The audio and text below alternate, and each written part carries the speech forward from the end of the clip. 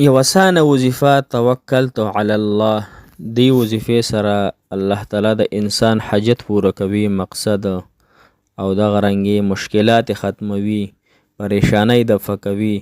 دا وظیفه تاسو وکئ. او بل دا چې تاسو ته الله تعالی په مفت کې څلور غټ انعامونه درکړي. دا وظیفه چې کله تاسو یو ځل وکړه، فقط یو ځل دا وظیفه تاسو ورځ کې وکئ، نو الله تعالی به څلور انعامات تاسو ته درکړي. او بیا درته بله وظیفه ښیم چې هغه تاسو وکئ، نو هغې سره به الله تعالی ستاسو حاجت پوره کړي، ستاسو مراد به پوره شي، ستاسو د زړه خبره به د الله تعالی په دربار کې قبول او مقبول شي. السلام علیکم ورحمت الله وبرکاته. ډیرو عزتمندو قدرمندو مسلمانانو او مسافرو، هغه مسافرو چې په یو کې، یو اس ای کې، امریکا او کیناډا، فرانس او جاپان او سعودي عرب او دنیا ملکونو کې ژوند تیروي، پښتانه دي، اردو والا دي، الله تعالی دې ورته ډېرې خوشحالۍ ورکړي، عزتونه، راحتونه. الله دې دغه مسافر په خیر او عافیت خپلو کورونو ته خپلو بچو له راوستلی کړي. دغه مسافر د الله تعالی د هغوی حامي او ناصر مددګار شي. ډېرو عزتمندو، کومه نن چې وظیفه ده انتهایي اسانه ده، توکلت علی الله. کوم انسان چې دا وظیفه صرف یو واري وکړي که نه، کو دی رشتې پسې ځي، یعنې رشتې کولو پسې ځي، کو دا انسان په چېرته یو جینۍ سره محبت دی او د هغې پسې ځي، مثال په طور صحیح نیت باندې، یا یو کاروباري سړی دی، دی وایي چې زه خپل مالک خواله ځم، نو دی د یو پیره ده ووایي، نو څلور انعامات ورته الله تعالی ورکوي. یو انسان دی وایي چې ویزې دپاره ځم، ویزې مسله مې حل شي، د هغې دپاره وځي، نو یو ځل دی ووایي. یا دغه رنګې دی وایي چې زه دیاړی لځم، یا دی وایي چې زه کاروبار لځم. دی چې څونه مسایل دي که نه، انسان د کور نه په څه مقصد سره موځي، دا یو پیره دا کلمه ووایي، نو الله تعالی به د حامي شي. او څلور غټې فایدې ته بیانوم. او کم مسافر چې دی خصوصا هغوی دی دا پابندۍ سره دا کلمه وایي، لا حول ولا قوة الا بالله العلي العظیم. هر کله چې انسان دا یو واري ووایي که نه، لا حول ولا قوة الا بالله العلي العظیم، نو حدیث مبارکو کې راځي، مفهوم یې داسې دی، وي دې انسان له الله تعالی څلور انعامات ورکړي.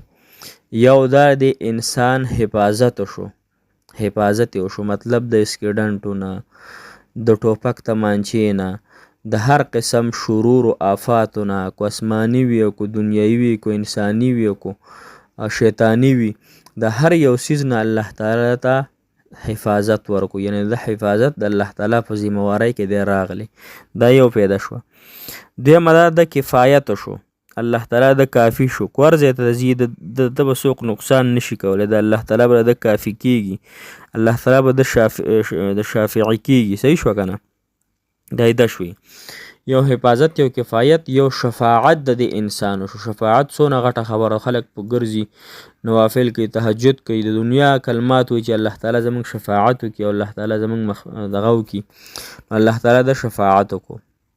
او څلورم چې دی، نو شیطان نه د انسان محفوظ کړی شو. د شیطان ګوره ډېر خطرناکې وسوسې دي، خطرناک جالونه دي، نو په دې اسانې کلمې سره الله تعالی د انسان شیطان نه ولا حفاظت ورکوي. صحیح شوه؟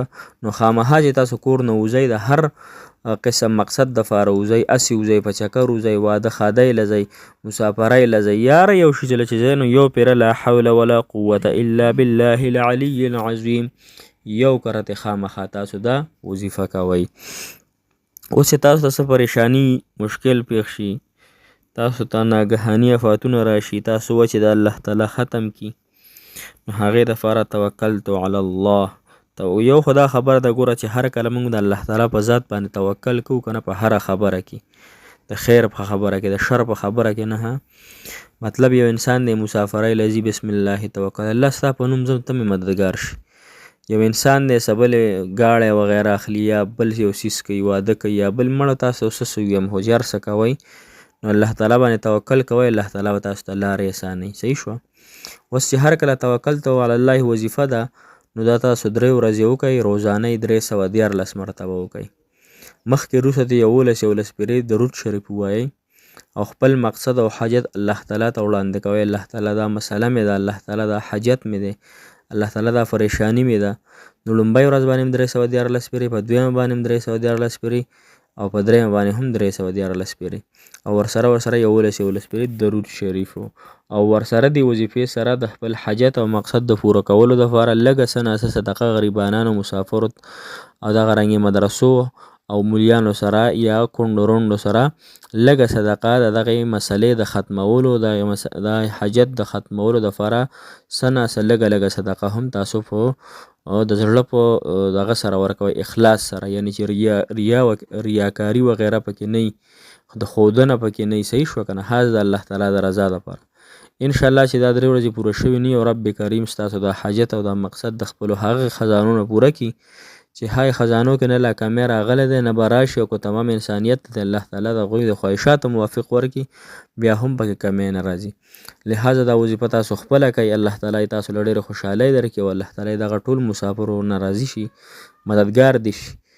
او زمونږ دا چینل هم مولانا وظایف په نوم دی او نوی دی، لهذا دا هم د الله تعالی د رضا دپاره ځان سره کوئ. تاسو ته بهترین وظایف او بهترین څیزونه ښودلی کېږي. جزاک الله خیرا.